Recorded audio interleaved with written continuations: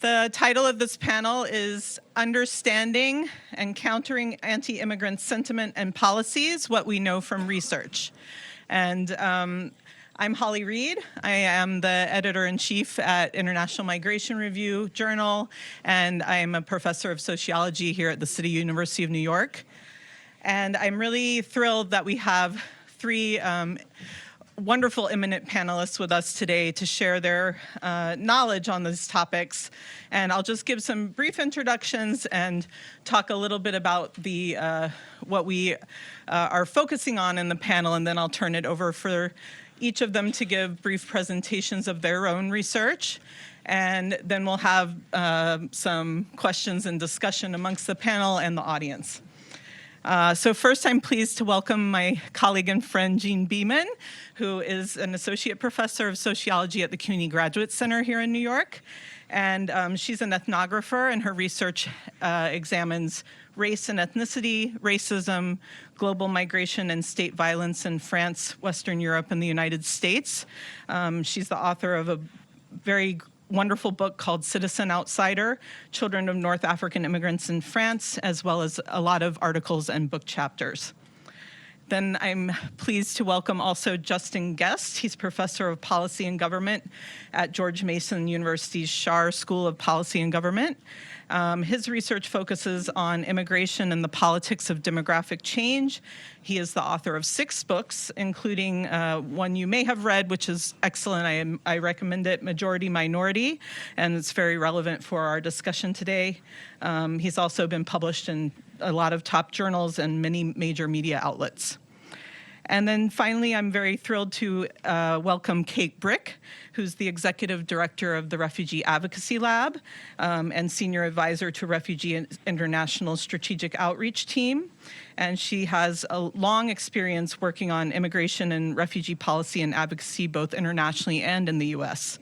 And I'm thrilled that Kate can come to this panel with her expertise especially on public opinion and how to advocate for refugee and immigrant rights. So this panel is really going to focus on what we know from research that can help us to understand what's happening in this current social and political moment, and particularly why are we witnessing this widespread rise of anti-immigrant sentiment and policies in the US, Europe, and elsewhere. There's a lot of new research on public opinion regarding immigration, some of it published in IMR, examining how and why political parties, social movements, and governments racialize, blame, and scapegoat immigrants. But on a more positive note, and in the theme of hope, which is in the title of the conference today, there's also research that examines how governments and individuals advocate for and promote immigrant and human rights, and as well as how organizations and individuals can contribute to those efforts. So without further ado, I'm going to turn to Jean Beaman, and she can grant us some wisdom from her own research. Thank you.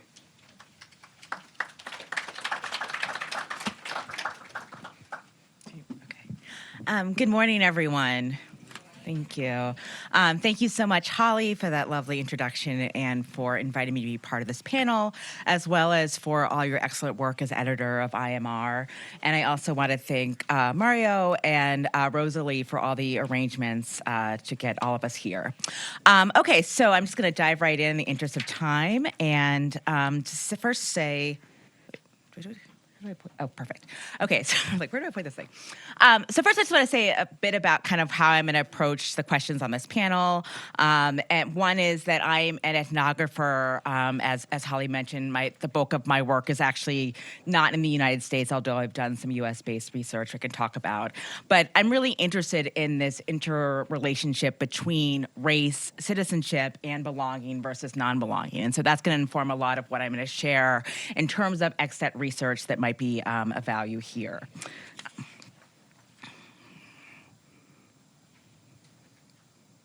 Okay. Wait, I went back one. Okay. So I first want to say that secondly want to say that I really see my work as not just a migration scholar or a sociologist of migration, but also as a critical migration scholar. And so among other things, what that means for me is really taking seriously the sort of various structural forces that have created the world in which we live today, in which we study and examine questions of migration and of global migration, rather. So one of the things I want to start with in that regard is the role of colonialism in structuring racism and migration. So this is just I don't know if the colors are how visible they are from away from where you're sitting, but I mean this is just one map I found of various countries that have been under European colonial rule, and so. The punchline is unsurprising, perhaps, but thinking about the ways that our colonial and imperial structures have, structured, to overuse that word, where people migrate to, either by choice or by force, which I think we have to also always keep in mind, as well as not just, not just historical pathways of migration, but also the experiences of migrants and their descendants in some of these countries today. And so I think we can't study the present, which, like I do, I'm an ethnographer of the present, without reckoning with and always acknowledging and paying attention to the role of these of our histories of imperialism and colonialism. And so when we think about the sort of rise of anti-immigrant sentiment today, for example, we can't think about that, or I'm arguing that we can't think about that outside of a longer conversation or longer historically based conversation on the disposability of various populations, particularly populations racialized as brown or black in a sort of very broad sense. Okay. I think you'll tell me about the time, right? Did it check that out? Okay. Okay. So this is an image of migrants waiting to be transferred to the mainland on the Sicilian island of Lampedusa about 2 years ago. So what I want to share, the font might be a little too small, I apologize for that. But what I want to say as it relates to extant research in the sociology of migration that informs the relationship, or how we should understand the relationship as social scientists, between race and citizenship. So I personally use the framework of cultural citizenship in my own scholarship as a corrective to just thinking about citizenship as solely a legal category. And so I want to be clear. Obviously, the category of citizenship in a technical legal sense is incredibly important. And of course, we're seeing that now as it plays out in our present regime. But I think I spent the bulk of my empirical work thinking about, okay, so how are people seen as fully included or excluded in society?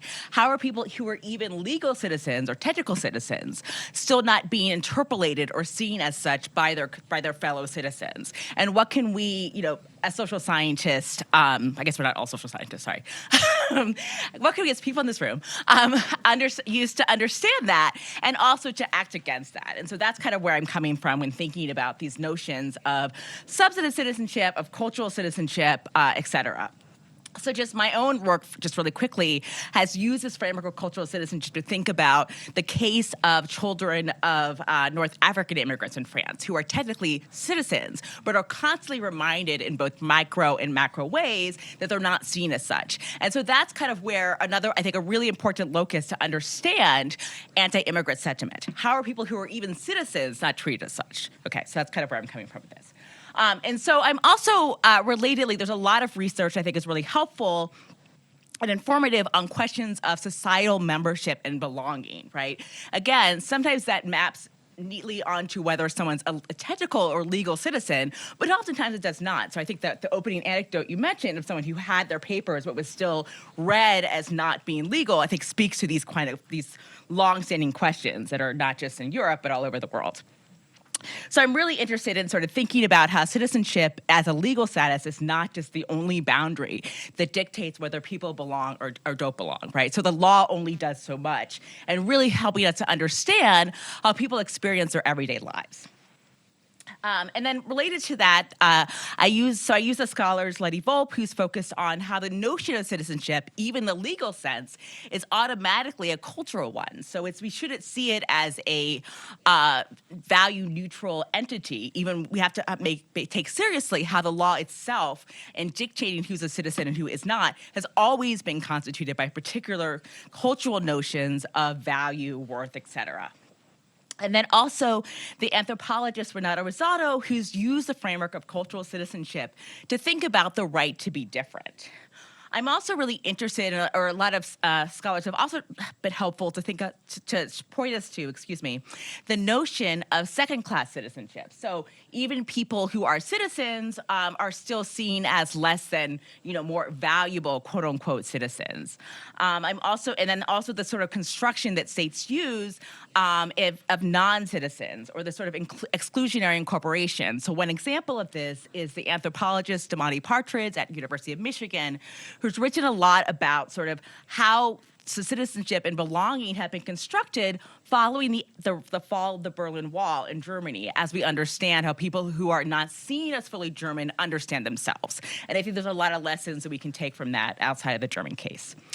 I'm also very interested and think it's helpful to bring into conversation the role of not just Blackness, but anti-Blackness in constructing who's seen as belonging and non-belonging, and the sort of liminality of full societal inclusion. So a lot of scholars, for example, particularly Mandami, not the mayor-elect, but the father, has pointed us to the notion of understanding minorities as sort of permanent minorities in the fall of colonial rule, or sort of the construction of nation states. So again, thinking about the role of history in dictating how people today are seen in some of these plural societies, not just the United States or France, but sort of thinking globally. And then I'm currently writing a book, so I'll just say a little bit here to make this other point, or on this notion of suspect citizenship, which is thinking about how non-belonging is continually constructed and mapped onto specific populations based on their ethno-racial assignment by others, right? And so how are people, again, seen as always suspicious to being included? And how is that? I think that provides a more sort of capacious way of understanding belonging and including society, which is one of the things I want to leave you with.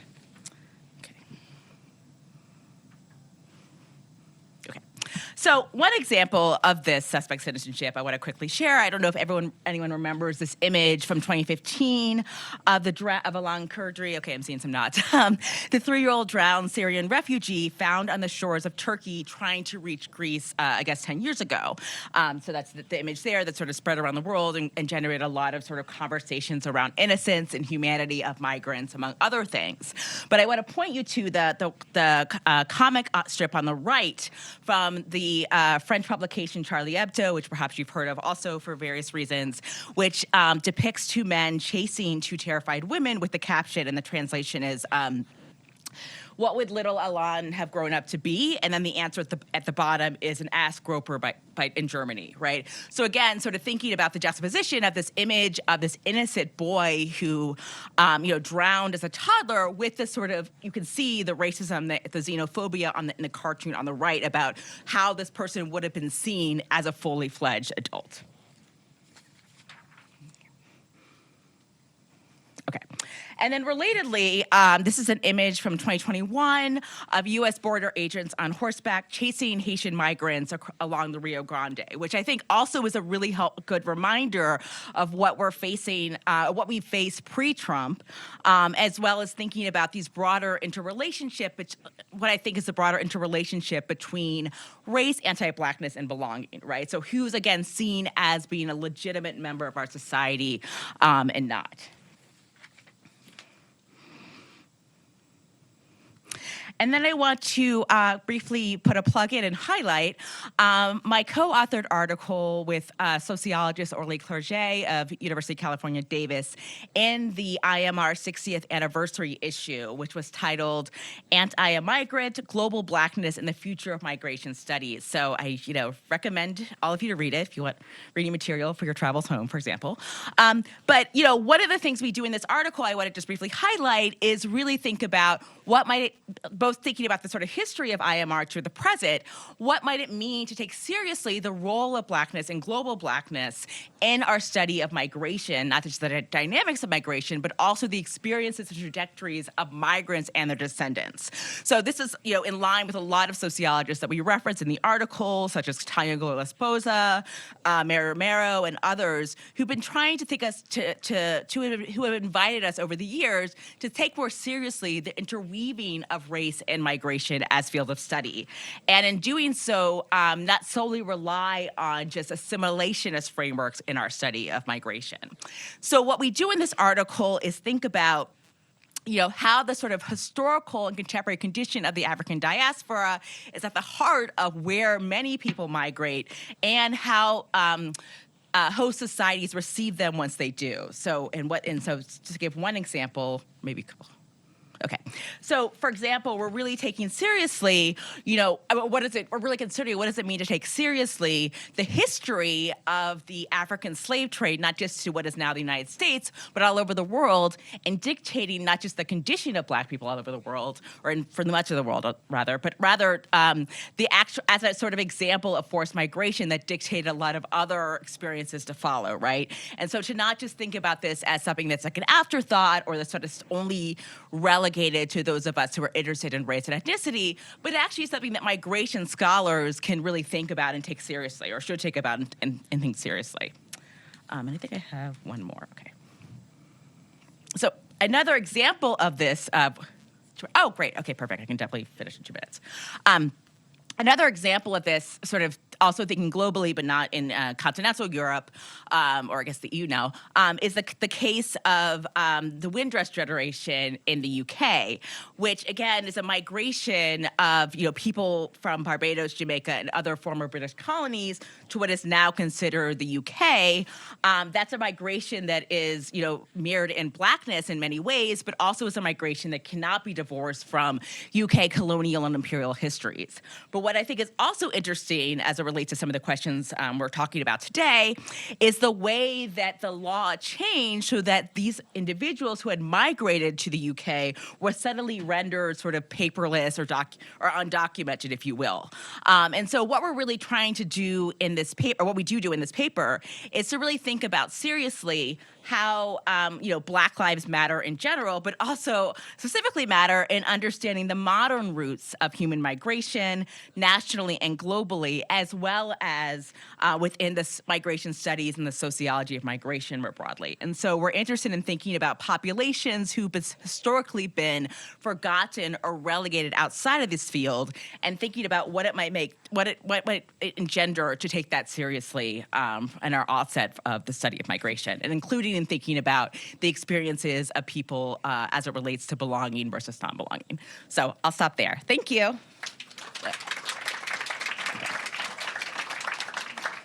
Here.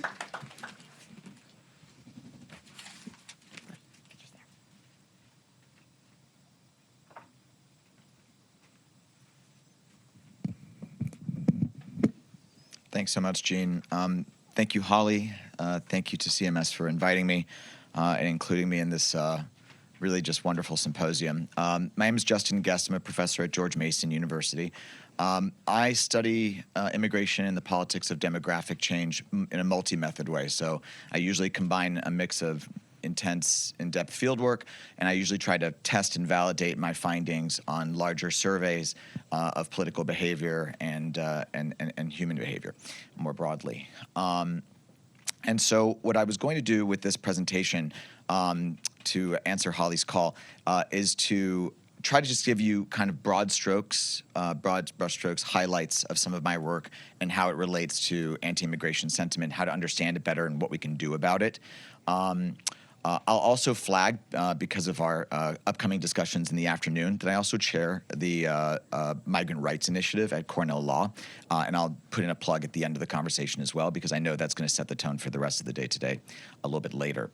To begin, there we go. I want to begin with just starting with what are we up against? I think that we have already heard stories of the inhumanity of contemporary policies, both in the United States and abroad. I think we've also been face to face with the challenges of public opinion that's not punishing elected officials and public servants for overseeing these policies or condoning them or even endorsing them and championing them in many cases. What are we up against? I'll give it a little bit of highlights there. Oops, we're moving really quickly with this clicker. There's a delay. And back we go. Okay. What shows promise? Is there any kind of techniques that give us some hope? that might actually that could be of use here in this contemporary political environment. And then finally, how can policymakers and how are policymakers responding? These are thesis-worthy topics, so you're going to get like 3 minutes on each, and so forgive me if it's not satisfactory, but I'm going to do my best. Okay, so starting with some findings from my earlier book called The New Minority. This was a book about white working class politics, and from full immersion fieldwork, ethnographic fieldwork in Youngstown, Ohio, and also in the East End of London, one of the things that I was confronted with just face-to-face, very hardcore, was an immense sense of loss. And this sense of loss often came from a sense of lost wealth, lost power, it could be lost status, but it was pervasive in understanding the sentiment and the voting habits of the people that I was interviewing. And so I created this concept that I refer to as nostalgic deprivation. And it really refers to the sense that you have a downward sense of mobility. And thereafter, I've tested it subsequently, not just in the UK and the US, but in a recent article with the European Journal of Political Research on 18 countries across Europe to better understand how this sense of loss can help us understand populist voting and the nativist backlash that we're witnessing. And it is by far the strongest correlate with populist voting, not only on the populist right, on the far right, but also on the populist far left. It helps us better understand these phenomena as an anti-elite phenomena that is across the spectrum, or perhaps actually rather than thinking of it as a linear spectrum, but more of a sort of a horseshoe where you go so far to one side, you actually reach the politics of the other. And while sometimes it's a response to cultural change and demographic shifts and immigration on the far right, it often connects to global inequality on the far left. But in any case, understanding the backlash and the politics that we're witnessing as connected to that sense of loss is really critical. What does that mean for our discussion today? First, pause. There we go. Populist report is driven by a sense of loss, but it's actually what we find is not only just power, it's wealth, it's power, it's status, but in the case of immigration, it's also a matter of control, a sense of lost control over borders, over the nature, the complexion of our society. This is what we hear. And this, by the way, is not just among working class respondents. Our surveys are nationally representative across those 18 countries, and 19 countries if you include the United States. This is also consistent across very different spaces. These are different countries. We polled people in Sweden, we polled people in Hungary, we polled people in Britain, we polled people in Spain. These are very different places with contexts that are in some cases post-industrial, in other cases they're very global and cosmopolitan, in some cases they're growing, in other places they're shrinking in terms of population. We witness the same phenomenon. It's also different across grievances, whether people are feeling aggrieved economically, politically, or socially. This centers our politics increasingly on the politics of culture, the creation of national myths to understand who we are as a country. This is fundamental to identity, right? Also, matters of dignity and threat perception, understanding who are we and who are they, and the changing conception of who are we, the idea of it as something that is static or something that is evolving. These are all matters of vision, and it should sensitize us actually to the politics and the connection of immigration politics with rhetoric. Which brings me to the next broad stroke.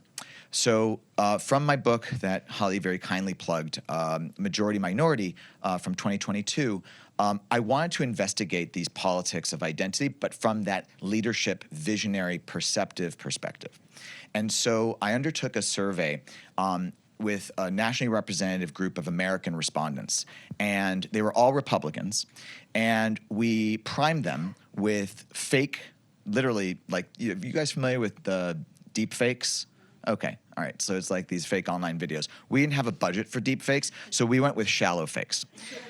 So the shallow fake was I hired a voice actor, a professional voice actor, who impersonated Republican luminaries and gave pro-immigration messages to test the effect of having a conservative interlocutor give you pro-immigration sentiment, to see to what extent we see follow the leader effects. Now you might say, that sounds plausible. It was actually not thought to be something that could work because immigration views have previously been found to be incredibly hardwired. There's a lot of research that shows that the views about immigration, race, religion, and ethnicity are very hard to change. So simply swapping out the messenger people were skeptical. But not everyone had Sean Hannity. So we actually hired someone to play Sean Hannity and give pro-immigration rhetoric in the words of John McCain. So we actually used Republican language. He talked about, I'm a conservative Republican, and I care about the way our countries govern immigration, and we can't just have amnesty for illegals. Using the terms that you would hear conservatives speak, but actually give a more moderating view of how immigration should be governed with pathways to citizenship and humanity. It was effective. And you might say, okay, Justin, but not everyone has Sean Hannity on their side, and you're not going to go convince him. First off, it's Dr. Gest. Secondly, no, I'm kidding. I'm kidding. Okay. Please call me Justin. You're right. Not everyone has Sean Hannity, right? So what we also did was a secondary follow-up where we test people, another treatment, where we test people on an unknown Republican that we named John Wagner, also white, male, conservative Republican, we told our viewers, who doesn't exist. We told respondents that he was the chairman of the Republican Party. At the time, there was actually a chairwoman. It was Ronna Romney McDaniel before she got pushed out. And so it was completely fake again. No one knew who he was. And he was actually more effective than Hannity was at persuading people to move more towards the center on immigration views. What does this tell us? It's the power of trusted and liked people inside the in-group to moderate public opinion. Secondly, independent of fame and celebrity, this works as long as identity is primed. We are very tribal in this era right now, and we have to respect that when we're trying to actually persuade. Also, it emphasizes, I think, the need to cultivate, not alienate and marginalize potentially conservative messengers who could potentially come to your aid. We have to find ways to link with the other side, not push them farther and farther away into each other's echo chambers. Now, we've been talking about messengers. I also want to talk about messages, because from the same book, I pursue a study that I like to call the Great Replenishment. What we wanted to do is to see if we can leverage the power of nationalism, which we know is so powerful in driving our immigration politics today, to the fringes, mostly to the right. Could nationalism and the idea of a national interest also drive people to support more immigration, to be more moderate in their views, more humane in their views? So what we do is we have some fun and we create a fake news article. The article, however, while fake, did not appear, with the Associated Press or BBC. It did contain absolutely accurate data about the demography of 18 European countries.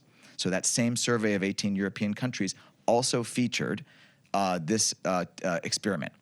And what we did is we showed that the demography of each of these 18 countries was incredibly fragile.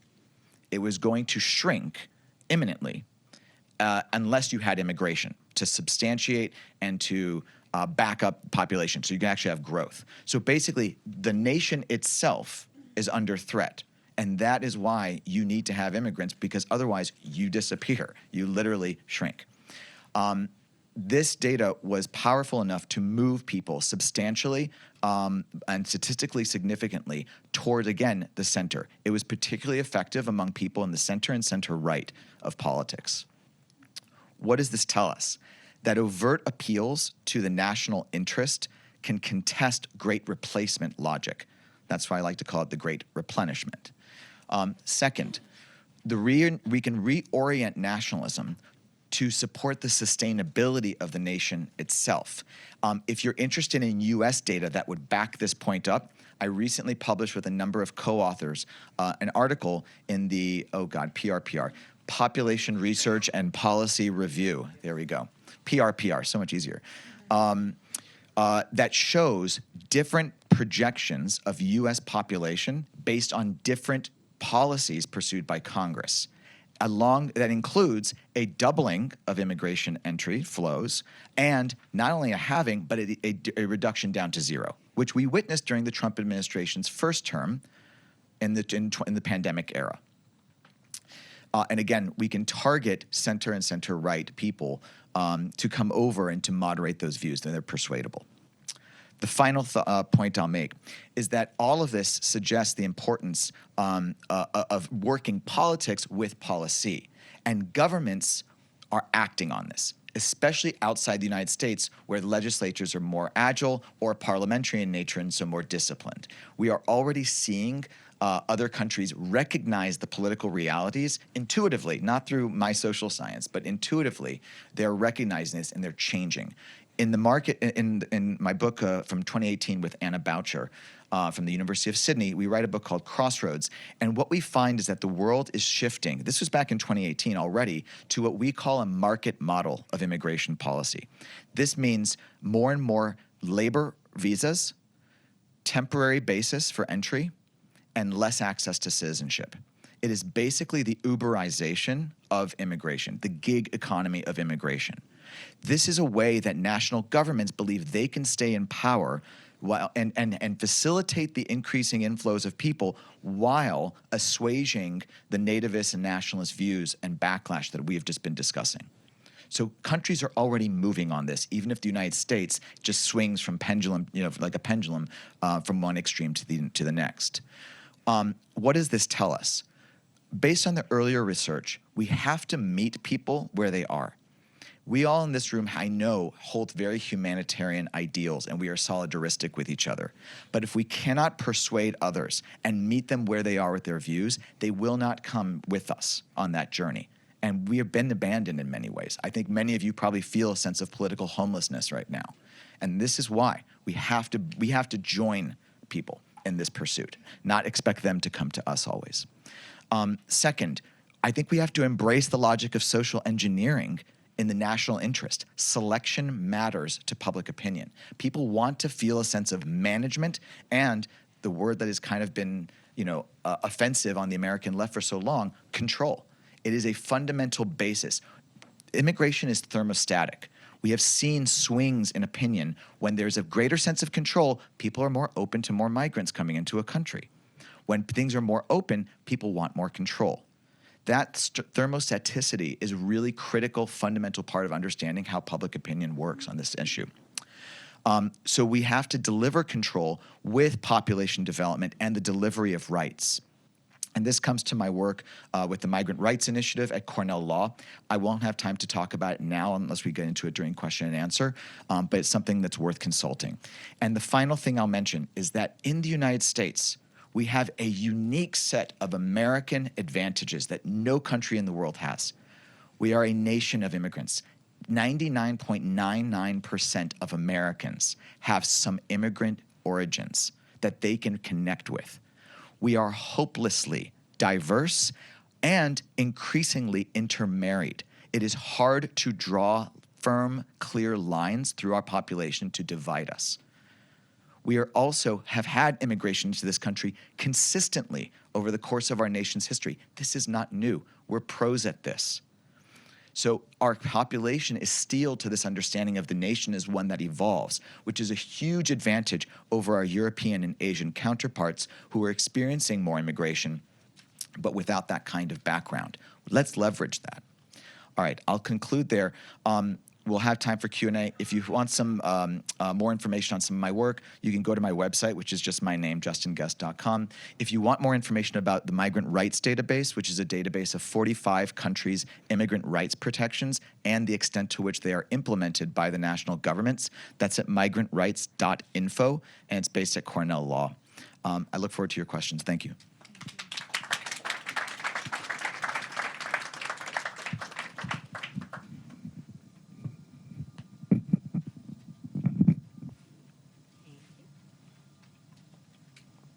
Thank you, Justin. That was a really great setup and segue, I think. And thank you so much, Holly and Center for Migration Studies for having all of us. This is such an important and timely conversation. My name is Kate Brick. I'm the executive director of an initiative called the Refugee Advocacy Lab, which is a partnership between Refugees International, the International Refugee Assistance Project, Church World Service, and Refugee Congress. And we came together about 5 years ago, having had the recognition that there is not enough bandwidth or energy or capacity when it comes to how we communicate effectively around issues of forced displacement, or advocacy to do that work, especially on the ground at the state and local level. And so today what I'm going to talk about is the communication side of our work, and then how we leverage that and leverage the research that we've done to make sure that our advocacy is more effective and reaching more people. And so this is, as I said, it's a really nice follow-on to what Justin was talking about, because our research has shown that the message is critical, but the messenger perhaps is the most critical when it comes to actually being able to influence your audience and connect with them.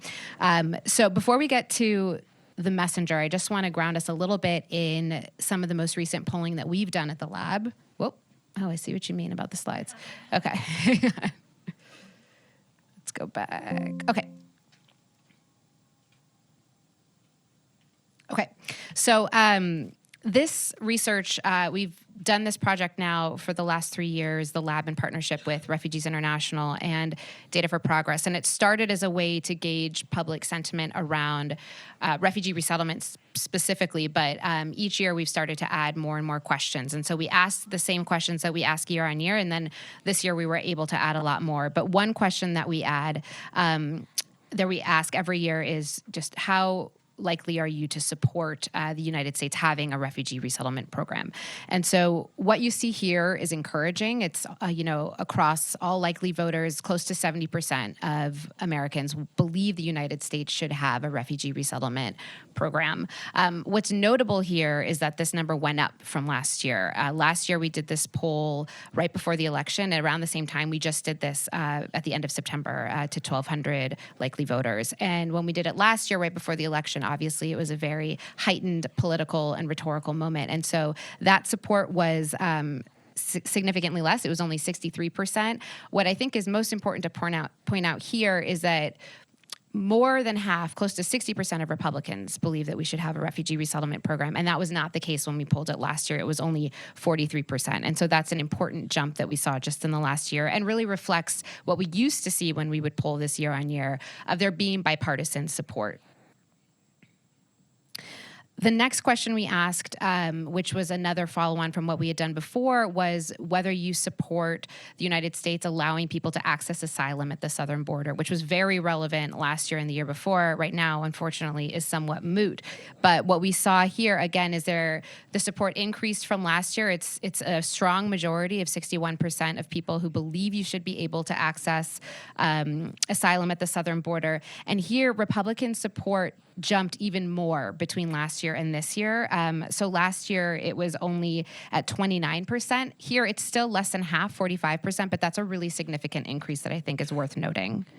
We also used this year as an opportunity to ask about several other policies that the Trump administration has put into place to gauge how Americans are feeling about those changes. And so we asked about whether people support or oppose granting asylum to people who are seeking gender-based violence, which in the past we had done through the asylum process, and the administration had instructed the Department of Justice to not consider fleeing gender-based violence as a category by which you can receive asylum. We asked people if they oppose or support deporting immigrants to third countries, to countries where they've never lived, they don't have family, where their safety cannot be guaranteed. And we asked if people support or oppose those who are here on humanitarian parole, and we specifically named Afghans, Venezuelans, Nicaraguans, Haitians, and Cubans. And you see here that there is support, strong support, almost 70%, for us continuing to offer asylum or allow people to seek asylum based off of fleeing gender-based violence, that people oppose deporting people to third countries, and they also oppose deporting people who were here on humanitarian parole. We asked a question, this was very timely when we did this poll, whether voters opposed or supported the Trump administration withdrawing the United States from the 1951 UN Refugee Convention, which they had alluded to doing right before the UN General Assembly meetings this year. And you see that there is pretty strong support for the administration not withdrawing the United States from the Refugee Convention. This next question, I think, is worth further discussion and understanding, because the findings of this were a bit surprising to some of us. We asked, just going back one slide. There we go. We asked whether people were supportive of what at the time was being reported. This wasn't official yet at the end of September, but all the news was reporting that the administration was going to formally change the resettlement program to really focus on Afrikaners. And we asked people if they supported this change to the way that we resettle refugees.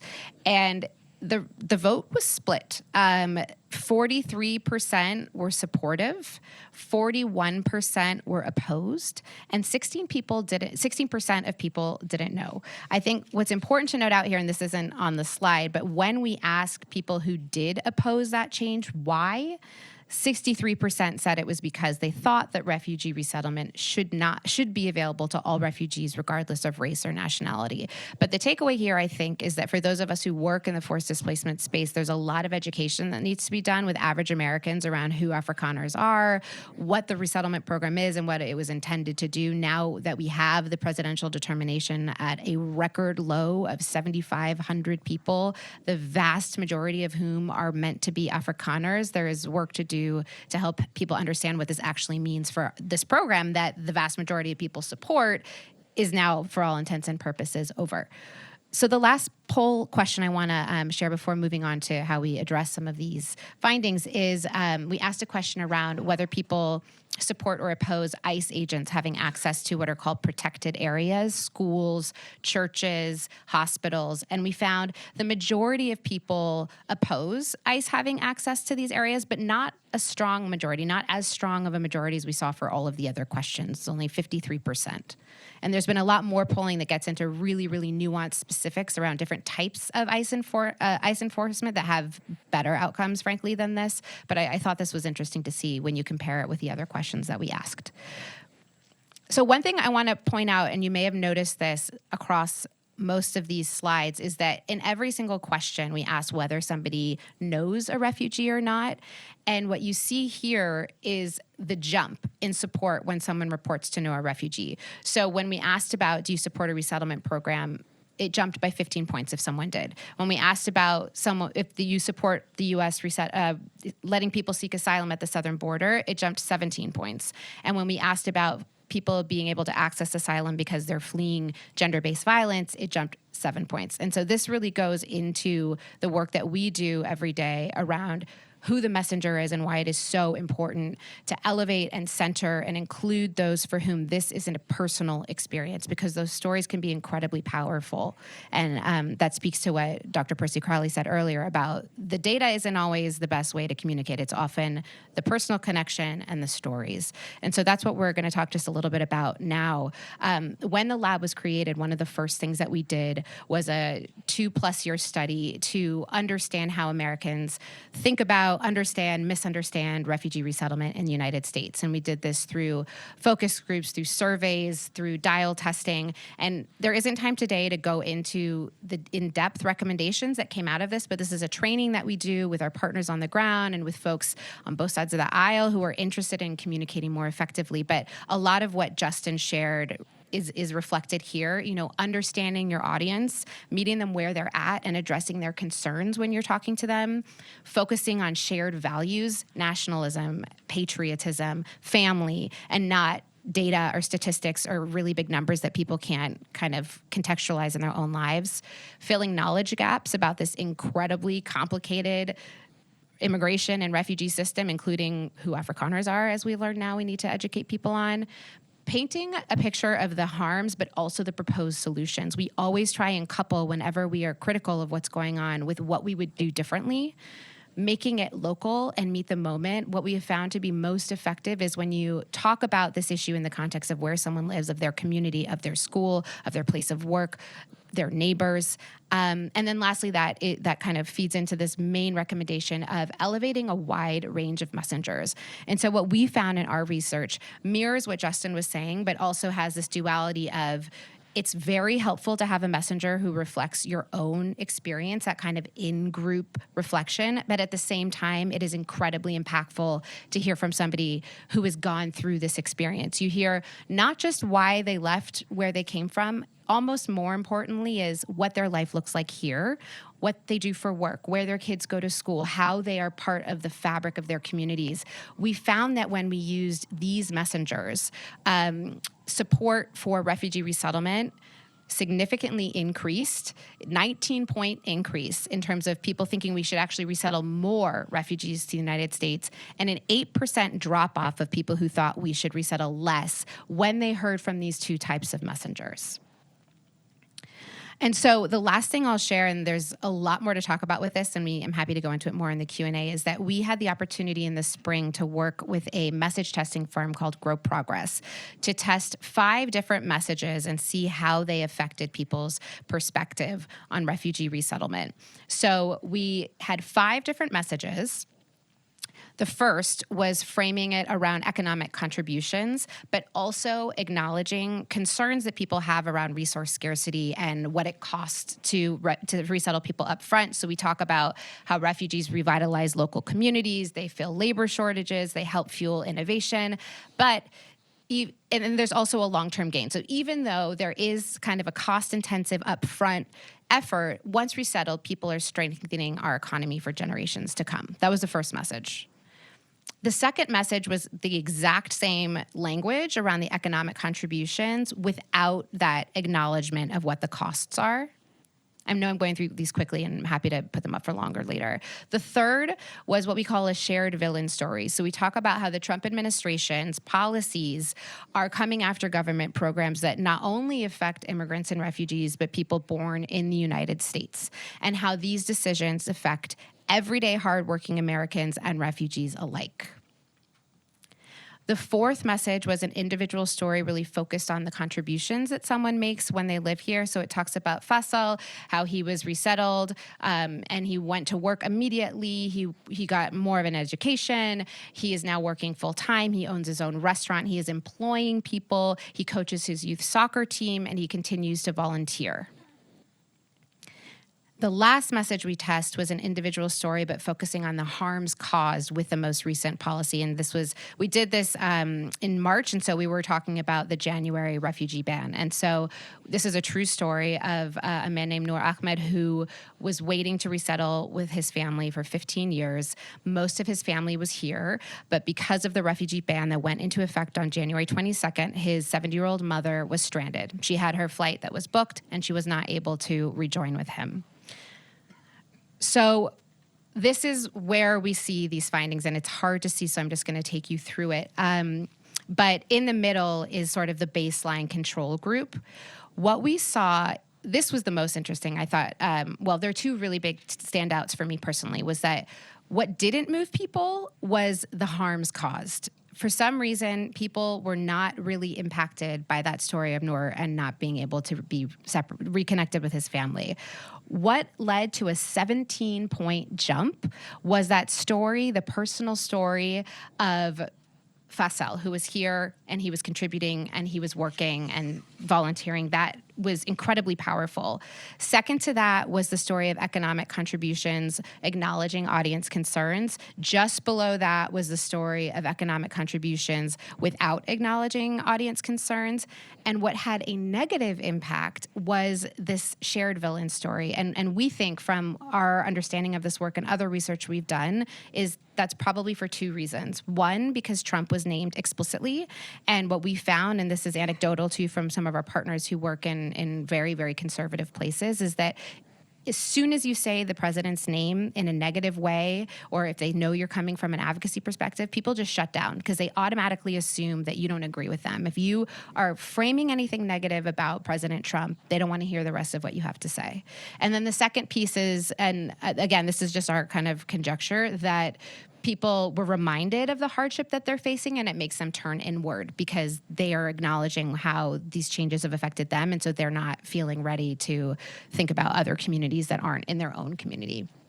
So I'm leaving you, this is a guide that we have that takes a lot of these messaging tactics and turns them into how to talk about this. We put this together back in the spring specifically for business leaders and grass top leaders who are trying to educate their communities on how to communicate about these issues more effectively in a bipartisan way. But there's a lot more resources that we have that we can share with the audience, and the deck will be available because I know I went through that pretty quickly, but I'll end there and happy to talk about it further. Thank you.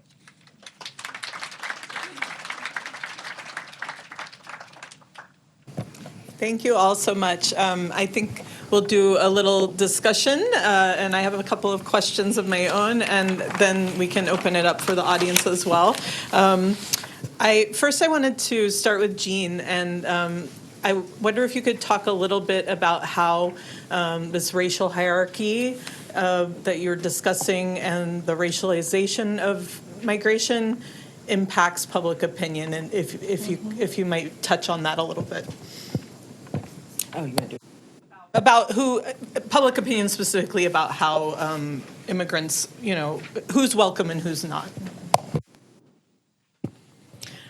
So thank you for that question. I think how I want to respond to that is trying to kind of always focus on the interweaving of the two. And so in that sense, thinking about how our perceptions of who's migrating and who's trying to migrate, who's interested in migrating just to the United States, just to give one example, can't be divorced from the existing racial hierarchy we have in this country, both historically and presently.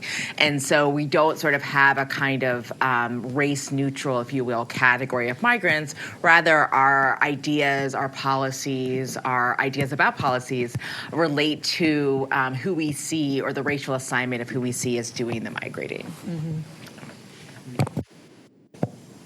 And then I think I will sort of build on some of that with Justin, because I'm interested to know a little bit more about the impact you saw that elite public opinion had, because I think in the literature it's still like a debate from what I've seen, and so it's whether the voters are driving this sort of nationalistic, nativistic framework, or whether it's top down and coming from elite public opinion. And I think that touches on some of what Kate was pointing out as well, because Kate talked about the importance of in-group identification, but also then the fact that you can humanize the experience, right, by having a personal connection.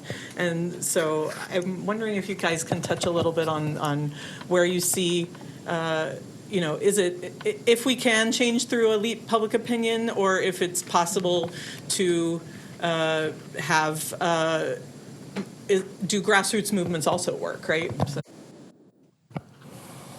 Thanks so much, Holly. There's a lot of what researchers call endogeneity in research on public opinion this way. What that refers to is we just don't know which way the causal arrow goes. Is it that it's bottom up, or is it top down in terms of its effects? That's why we took an experimental approach with the shallow fake that I described. One thing I'll note that I think is really interesting is even with Hannity and with this fictitious Wagner gentleman, who, by the way, had the voiceover of Mike Pence. We use that. Who is now actually my colleague at George Mason University. Yes, he's now a visiting professor at the university. He doesn't know I did this, I don't think. But he will now, thanks to Twitter. So one of the things I'll mention is that we did not actually have findings unless, because we had different treatments, if the treatment did not include the speaker saying, I'm a conservative Republican and I care about the way our country governs immigration, meanwhile also presenting as a white male. If they did not say this, I'm a conservative Republican, I care about the way, it didn't work. Mm-hmm. So they actually had to use the identity prime, and then we actually saw a statistically significant effect. It did not work unless that prime was there. Right? And so it's about that kind of identity priming and connection, clearly. The other thing I'll just point out before I pass the mic over to Kate is the promise and potential pitfalls of contact theory. I have seen substantial evidence that gives us promise and hope that connecting people others, with peers who are different from them, has a lot of potential. And it hasn't really been experimented very well with adults. Most of the research is on children. And the reason why is it's very obvious to understand. If you think about it, it's really easy to control children's lives and who they are in contact with. And this extends to like college freshman experiments, things like that. Once people are adults, it's really hard to restrict or insist that they connect with someone in a meaningful way. It can't just be something superficial and fleeting. And so we just don't know about the strength of this. The early evidence suggests that there is a marginal effect, but what I would advocate is that, first off, a marginal effect, but nationwide, on a very scalable project, can have a huge impact. And we just haven't seen anyone try this. And the second thing I'll mention about this as well is that it takes partnerships with organizations like churches and places of worship, like private sector retail businesses that bring people together across these different boundaries in our society, to bring them together. National parks, I will add as well, which is a government organization and agency.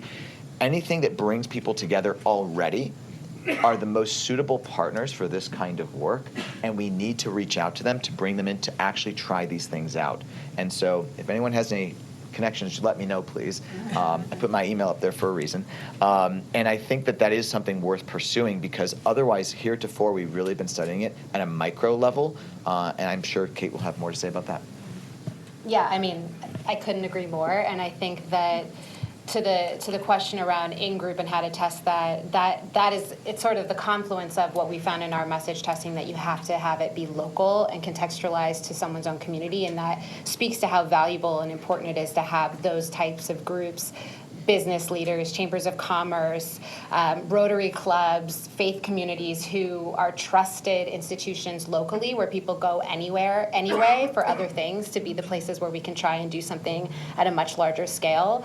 But on the flip side of that, I think to the other question around the importance of, and this relates to contact theory too on the other side, when we see that significant jump in support when somebody reports to know a refugee, what I didn't say is that less than a fifth of Americans actually believe that they know someone who is a refugee. And so there's a lot of work to do to make sure that people are connected to those in their community who have those experiences, that those experiences are elevated, not just in the press and not just in the national narrative and media, which is really important as well, but at the hyper local level, there's more work to be done there too. So yeah, I would second. I would love to work with you with some of our partners on the ground who are doing this and working with those types of community members on both sides of the aisle.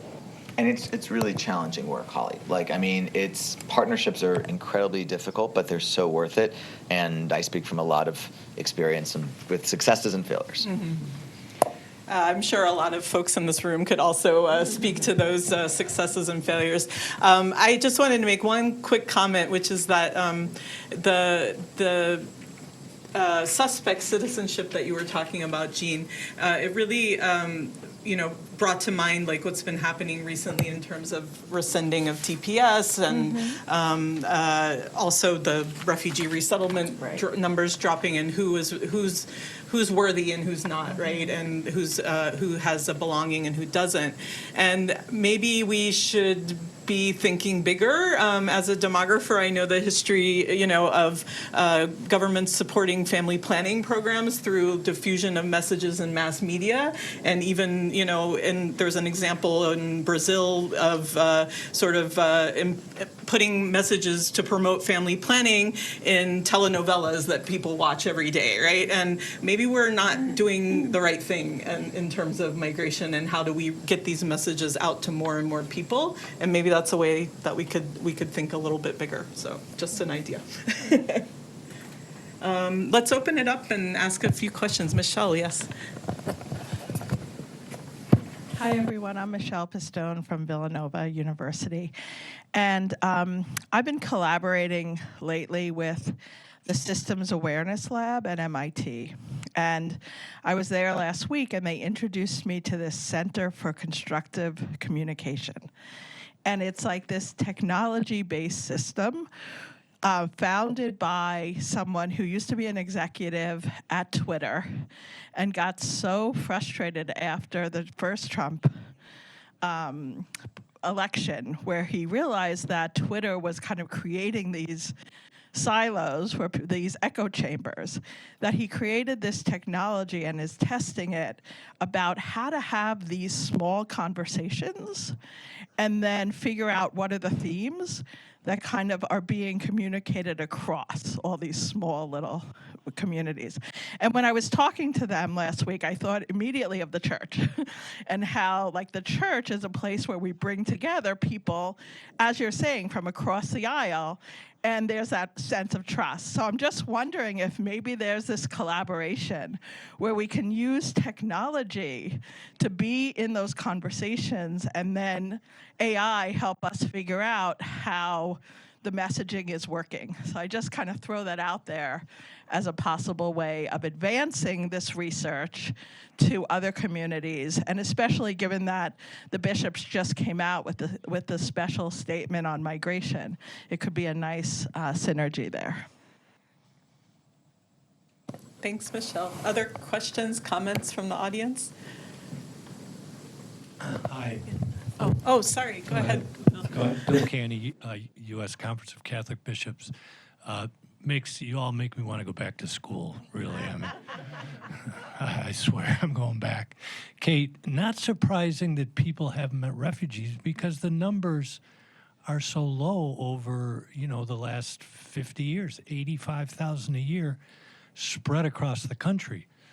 Utica may be a different case because they, tended to welcome.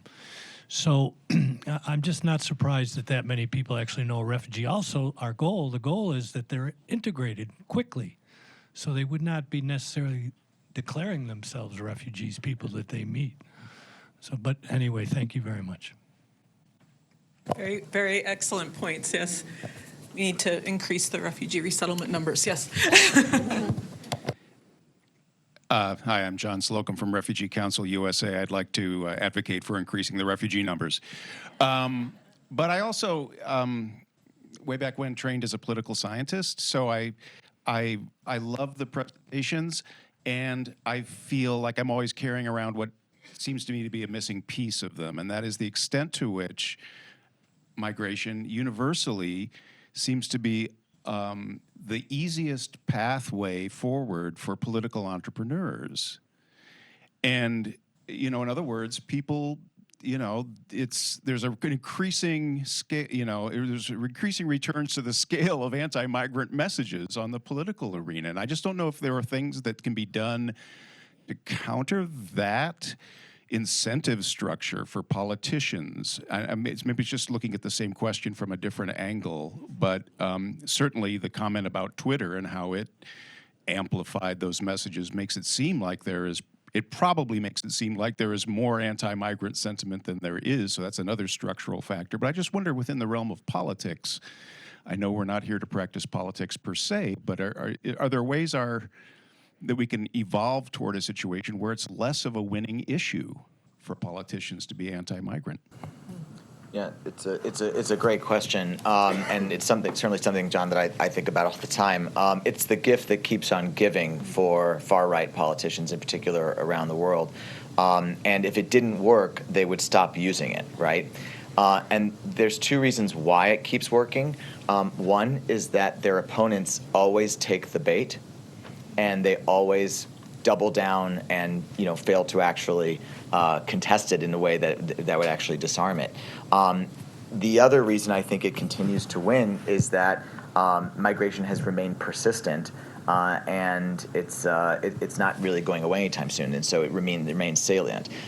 What can we do? So this is going to sound ironic to a room full of people who have invested a lot of their lives in studying immigration and being activists and advocating on the behalf of immigrants.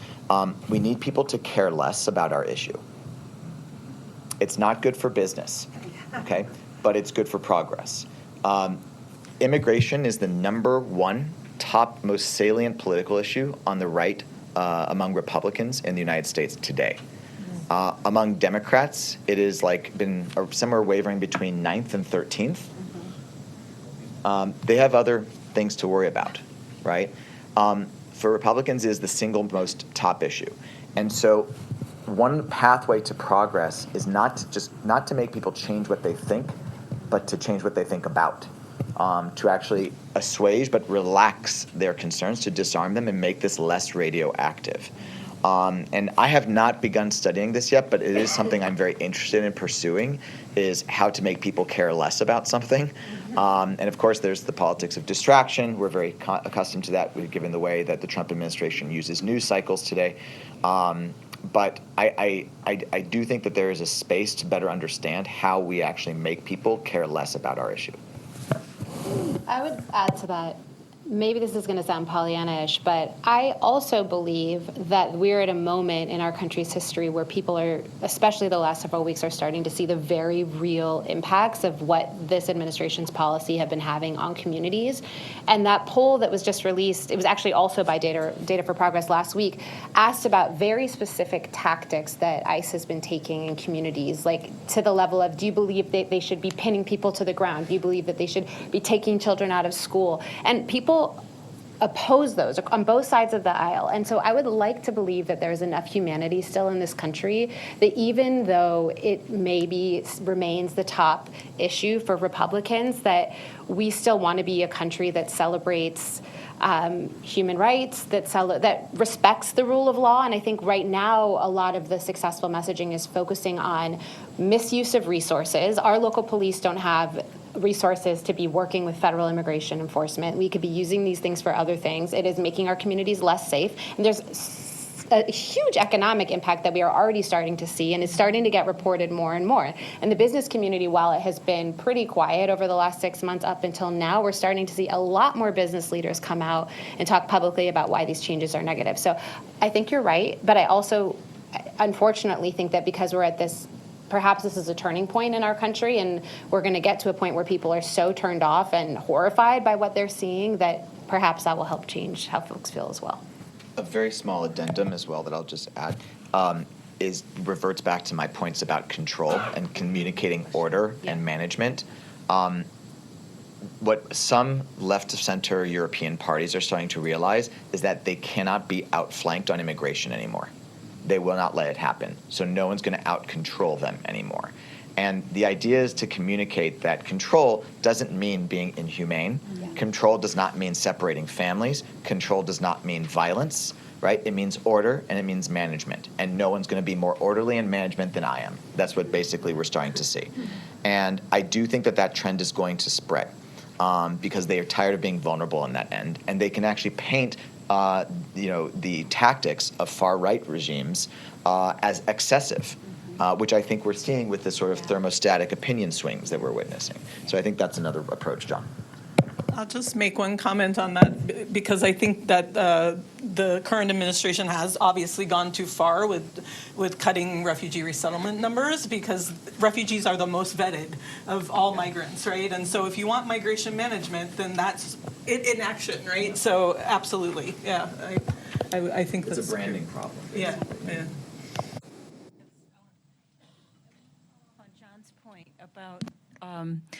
About national political leadership and the voice, using immigration as a bit of a foil. This is really a question. What about if we switch geographic scale and go to mayors? And we're using the word community, and we're using the word about national immigration policy. There's a big disconnect in terms of what we see on the ground. We have a Republican mayor in Utica, and he is an incredible partner. It's very courageous. But then again, our media is kind of nationally oriented. So how do we play with scale in all of this? Would we see a different picture if the voices of mayors, for example, were kind of? That is such a good question, and I just heard the mayor of Charlotte on the news this morning fighting against this sort of. But I think Kate could speak to that because she used to work on the mayor's council, mayor's migration council. So sorry, I'm getting the words wrong. But no, that's exactly right. Yeah, the Mayor's Migration Council.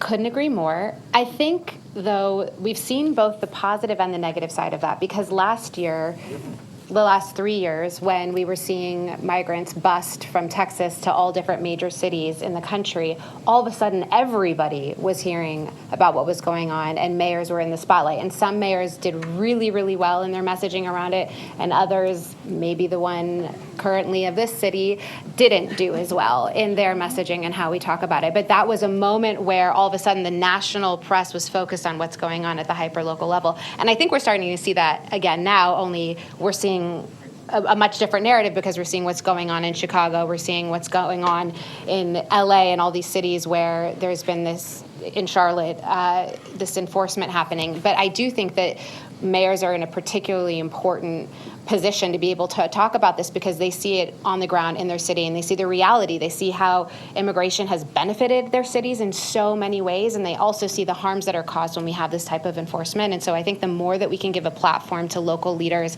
in the national space, the better. But not just from the major cities. We need to be hearing from smaller communities, rural communities, conservative communities, where equally immigration and resettling refugees have had myriad positive impacts. Mayors are also not responsible for order and management of inbound flows, right? I mean, you're starting to see some backlash in places like Vancouver over housing affordability because a lot of wealthy Chinese expats are buying up housing and driving up prices. But outside of these kinds of things, mayors are not usually responsible, and so it puts them in a position, to be solidaristic in this sense. The other thing I'll just point out is that poll after poll demonstrates that people are often opposed to immigration, but not immigrants. And mayors deal with immigrants, right? And I think that local level, that's what you're getting at, is that it almost presumes that sort of contact that Kate and I have been emphasizing.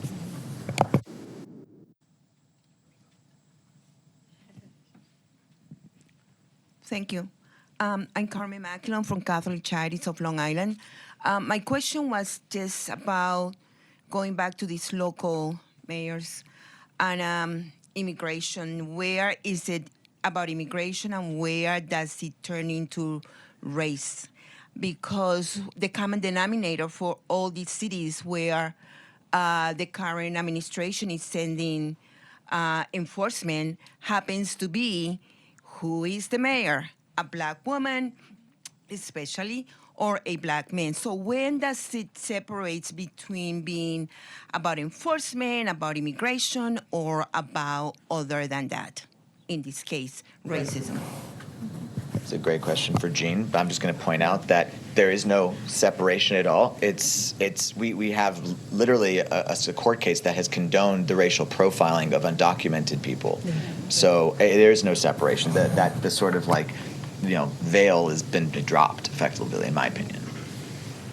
Yeah, I thank you for that question and agree with what Justin just articulated. And I guess I would just quickly add that I think we can't divorce what's happening now. And I appreciate your sort of attention not just to who the migrants are, but who the sort of elected leaders are and how that is also, in my opinion, cannot be separated from this sort of broader attack of our present administration on questions broadly related to DEI or his sort of deep miscalculation of what that actually is. So, I mean, I think that is all part and parcel of the same sort of fascistic attacks on people who are seen as not legitimate, whether they are migrants or whether they are elected leaders who are non-white, which I think is sort of similar in our current administration size. So thank you for that.